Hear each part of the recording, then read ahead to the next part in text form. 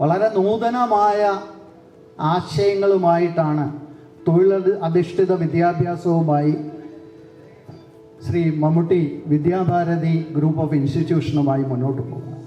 അദ്ദേഹം കേരള സർക്കാരിൻ്റെ അല്ലെങ്കിൽ കേന്ദ്ര സർക്കാരിൻ്റെ അംഗീകാരങ്ങൾക്ക് വേണ്ടി അവരുടെ പുറകെ നടന്നില്ല. മറിച്ച് ആ അംഗീകാരമില്ലാതെ തന്നെ മറ്റ് സർവകലാശാലകളുടെയൊക്കെ ഓഫ് സെൻറ്ററുകളും ഓഫ് ക്യാമ്പസുകളും ഒക്കെ ആയിട്ട് എങ്ങനെ ക്വാളിറ്റി വിദ്യാഭ്യാസവും, എങ്ങനെ സ്കിൽ റിലേറ്റഡ് വിദ്യാഭ്യാസവും, എങ്ങനെ എൻ്റർപ്രനർഷിപ്പ് വിദ്യാഭ്യാസവും ഒക്കെ കൊടുക്കാമെന്ന് എക്സ്പ്ലോർ ചെയ്ത് അതിനകത്തൊക്കെ വിജയം കൈവരിച്ച് 25 വർഷത്തെ സുദീർഘമായ നേട്ടവുമായി ഇന്നിവിടെ സമ്മേളിക്കുകയാണ്.